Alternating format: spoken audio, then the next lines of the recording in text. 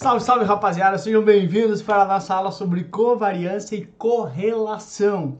São dois índices que vão dizer, dois números que vão dizer como que dois ativos se relacionam entre eles. Então, mais ou menos assim, como que você se dá comigo?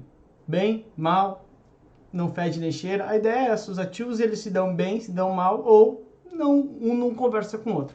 Então aí que vai fazer sentido quando a gente vai falar da forma prática como eu gosto de falar os conteúdos. Olha só o que acontece na prática. Bom, vamos imaginar que uma determinada pessoa tem uma carteira de 100 mil reais, toda ela alocada em ações da Gol, 100% em um único ativo, ações da Gol. Como tu bem sabe, lá no tempo da nossa avó, ela falava, olha, você não deve colocar todos os ativos numa mesma cesta, todos os ovos, perdão. O ativo já é mais evoluído, né, Lucas, seu burro. Você não deve colocar todos os ovos numa mesma cesta, porque se a cesta quebrar, se a cesta cair, você vai perder todos os seus ovos. E isso a galera traz para o mundo dos investimentos. Fala assim, você não deve colocar tudo num único tipo de ativo.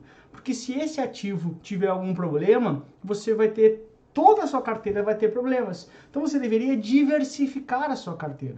E é um pouco disso que essa menina aqui está pensando. Putz, gostaria de diversificar. Porque imagina o seguinte, tá? Vamos supor que num determinado dia as ações da Gol têm um retrospecto negativo. Tem uma notícia ruim para o setor, por exemplo. Olha, a partir de hoje vai entrar uma competição estrangeira, está totalmente liberada, vai vir uma companhia estrangeira muito baixo custo que vai arrasar o mercado de aviação brasileira. Para o consumidor é bom porque tem mais concorrência, mas para a Gol é terrível. Neste dia as ações da Gol caem 50%.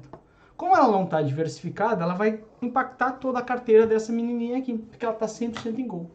Aí ela pensa assim, já entendi, eu preciso diversificar? Sim, preciso diversificar, não tem problema. Então, eu vou comprar outra ação. O que ela faz? Pega os 100 mil dela e compra em 50% em ações da Azul. Ambas as empresas são do setor de aviação. Aí eu te pergunto, adiantou a diversificação dela? Não, porque se acontecer a mesma situação do exemplo anterior, olha, uma nova concorrente veio aqui, as duas vão cair perto de 50% perto de 50% e vai de novo impactar a carteira inteira dela. Então, na prática, a diversificação, deixa eu só fazer uma coisa aqui rapidinho. A diversificação, ela tem que ser algo que diminua o teu risco de fato. Porque o que adianta? Não adianta, né, fazendo uma analogia, né? Tá aqui tudo numa cesta só, a cesta A e a cesta B, né? Aí sim, olha, os ovos estão todos aqui na cesta A. Aí tu teria que botar um pouco na cesta B. Só que o que tu faz? Pega esse ovinho e joga aqui pro lado. Não, já separei, deixei. Não adianta se a cesta cair, por mais que estejam longe um do outro, não seja o mesmo ovo, ele vai cair todos os ovos. Então, aqui é a mesma coisa, quando tu diversifica com ações que têm um comportamento parecido, porque se uma notícia vai impactar o setor, ela vai impactar todo o setor. Então, na prática, tu não está diversificando muito bem. Aí tu pensa assim, tá, beleza, mas o que eu tenho que fazer? Você tem que diversificar, você tem que comprar ações que, quando a ação da Gol vai cair, a ação da Azul, por algum motivo, vai subir. Ou seja, eventualmente, talvez empresas de setores distintos, aí você vai estar fazendo diversificação, porque uma não conversa com a outra, teoricamente. Por exemplo, olha, se aqui ao invés de ser ações da Azul fossem ações da Lojas Renner, por exemplo, daí olha, entrou um novo competidor lá no mercado de aviação. Aí nesse caso as ações da Gol iam cair 50%? Sim, iam cair, na nossa brincadeira aqui. As ações da Renner iam acontecer alguma coisa? Não, iam continuar estáveis. Porque uma coisa não afeta o mercado da Renner. Essa é a ideia básica, consigo entender? Então aí sim eu estou fazendo diversificação e estou tendo na Renner uma segurança, a minha parte da Renner não vai cair e eu tenho menos prejuízo. Claro que por outro lado também acaba acontecendo, que se houvesse uma alta, eu não ia ter tudo alta. Mas não tem como ter mais segurança sem abrir mão de alta, né? Sem abrir mão de um pouco da alta. Então, como é que eu uso isso? Quem é que vai me ajudar para me dizer qual é a ação que historicamente tem isso ou aquilo? A correlação ou a covariância. O que são esses índices, né? Esses índices aqui, é justamente o que a gente falou lá no início, ele vai dizer como que dois ativos historicamente se comportam. Ou seja, quando um cai, historicamente, o que acontece com o outro? Cai também? Não cai? Sobe? Vai ao contrário? Então, é essa situação que tem que entender. Por exemplo, olha, subiu o preço do petróleo. Essa informação, ela é positiva para a Petrobras, porque a Petrobras exporta petróleo, sobe Petrobras. Só que ao mesmo tempo cai Gol. Por quê? Porque Gol tem no seu custo, né, a aviação tem no seu custo petróleo. Então, na prática, cai Gol e sobe a Petrobras. Ou seja, eles se movimentam com essa informação em posições distintas. Então, esses ativos, historicamente, se comportam como? E aí, rapaziada, é que eu sempre digo para isso na sala de aula. Cara, tu vai ter 3 tipos de correlação ou covariância, ou seja, de relação entre dois ativos. Negativa, zero ou positiva. E é só você pensar a seguinte situação. Meu, tu tá num churrasco, tá? Chega alguém no churrasco e você gosta menos desse alguém, o que você faz? Você vai para outro lugar. Eu gosto menos de ti, ou seja, tu te movimenta em direções opostas. Ou seja, para os ativos, quando um sobe, o outro cai. Eu te falei, Petrobras e Gol, não que eles tenham correlação negativa, naquela notícia que eu dei, tá? Se for correlação positiva, alguém chega no churrasco e você tá lá, o que você vai fazer? Você vai grudar nessa pessoa, você gosta mais dele. Então, putz, eu gosto menos de alguém. Pro outro lado, eu gosto mais de alguém, gosto demais, é positiva a minha relação contigo, eu ando junto contigo, onde tu for eu vou. Então, quando um sobe, o outro também sobe. Ou quando um cai, o outro também cai. Ou seja, movimentos para o mesmo lado. Como seria lá no início que eu falei para você, azul e a Gol. Azul e a Gol, isso, perfeito. E se for influência, e se for zero? Se for zero, cara, nem fede nem cheira para mim. Não sei se esse termo tu conhece, mas um zero para mim.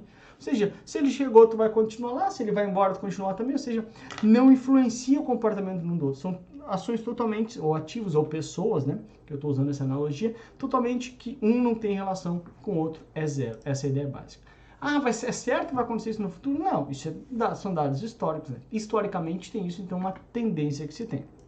Então, se prepara para na tua prova aparecer esse tipo de gráfico aqui, né? Que é justamente uma demonstração gráfica. Ai, Lucas, gráfico, não, é só o que eu acabei de falar, é só tu pensar. Quando é menos 1, tá? Um ativo A vai subir e o ativo B vai cair, ou ao contrário. Ou seja, direções opostas, que está aqui, ó. Quando um sobe, o outro cai. Porque, de novo, se eu gosto menos de ti, tu chega aqui e eu saio para lá, direções opostas. Se eu gosto mais de ti, quando um sobe, o outro sobe. Ou quando um cai, o outro cai. Ou seja, eu gosto de ti, tenho uma relação positiva contigo. Tu vai e eu vou. E se for zero, um se explica pelo outro. Ou seja, um subiu, tá, mas o outro não tem explicação pelo outro. Ou ao contrário, né? Um caiu, o outro vai continuar tendo a vida dele normalmente. É como se fosse naquele exemplo que eu dei ali antes de Renner e Gol. Gol teve um novo competidor no mercado de aviação. Tá, mas isso não afeta a Renner. Não afeta a Ambev, sei lá. Essa é a ideia básica, teoricamente, ok? Então, correlação ou covariância negativa. Direções opostas. Ixi, gosto menos dele. Correlação ou covariância positiva. Os dois no mesmo sentido. Tem uma relação positiva contigo, eu vou contigo. Se for zero, um não se explica pelo outro. Cagando e andando pra ti, tá nem aí, nem sei se tu sabe essa expressão também, tá? E aqui, olha só, eu trago na vida real 2 ativos que têm uma correlação bastante negativa, que é dólar e o Ibovespa. Por quê? Porque, olha só, quando o Ibovespa tá barato, tá? Vem muito gringo e compra ações. Ao comprar ações, as ações sobem. Só que o que eles trazem lá de fora? Dólar. Então, ao dar uma enxurrada de dólar aqui, o dólar cai. Ao contrário, a mesma coisa, né? Então, o que acontece? Olha só, vermelho é o dólar. Olha o dólar. Quando o dólar está caindo, a bolsa está subindo. Quando a bolsa está descendo, o dólar está subindo. Ou seja, eles têm, claro que não é uma correlação perfeita, não existe correlação perfeita, né?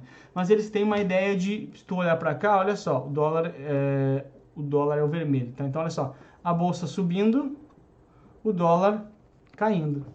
Ou seja, tu está fazendo, se tu tivesse os dois ativos, tu faz um hedge, tu faz uma proteção, né? Porque, minha aplicação em dólar está caindo, mas a bolsa está subindo. Então, um está suportando o outro. A ideia é essa. Então, sempre que falar em diversificação, para sua carteira, você tem que procurar ativos com diversificação menos 1, mais próximo do negativo possível. Por quê? Porque isso te dá esse hedge, essa proteção, tá? Tenta parar, pausar e tentar fazer essa questão. E a questão é o seguinte, ó, não me engana, que eu vou botar bilhete na tua agenda, te liga. Olha só, seu cliente deseja diminuir o risco de sua carteira comprando mais ações. Nesse caso, você indicaria ações com correlação positiva, neutra ou negativa. Positivo é óbvio que não, porque os dois indo no mesmo sentido. Quando sobe, sobe. Quando cai, os dois caem. Tá fora. Só lembrar, positivo, eu tenho uma relação positiva com você. Neutra não é garantia de nada. Porque quando uma cai, a outra continua, a outra sobe, continua. Não se explica, ou sobe. Não tem uma explicação de uma com outra. Você se confunde muito com a neutra achando que é neutra. Mas a neutra não é garantia de diversificação. Porque é incerto, não sabe o que vai acontecer. Por isso tá fora. Correlação negativa, perfeita. Por quê? O dólar e a bolsa ali. Quando um cair, o outro vai subir, teoricamente, tá? E a D não, porque a D fala em maior risco em relação... Não, se ele quer menos risco, como é que ele vai comprar ações com maior risco? Não faz sentido, tá? Então, naturalmente, correlação negativa, que a gente tinha falado, sempre o mais perto possível de menos 1. Menos 1 seria uma correlação perfeita. Não existe isso, né? Mas mais perto possível de menos 1 é a correlação ideal para ter a diversificação. Senão você não está diversificando, você está comprando Azul e Gol. São duas ações do mesmo setor, tendem a ter um comportamento muito parecido, tá? Essa é a ideia básica, fechamos mais aí, ó, sem tranquilo. A estatística é difícil. Não, cara, correlação, como que dois caras se correlacionam. Covariância, como que dois caras variam entre si. Covariância. Só saber, relação entre duas pessoas. Se eu gosto mais de ti, eu ando junto. Se eu gosto menos, eu ando pro outro lado. Se eu gosto zero, tanto fez. Tanto faz, tá bom? E lembrando para se inscrever no meu canal do YouTube, Professor Lucas Silva, e também se você tiver dúvidas, dores, desconforto, náusea, refluxo, qualquer situação, só me acionar no WhatsApp ou nas redes sociais, tá? Beijo, até a próxima, tamo junto, até o fim, tchau!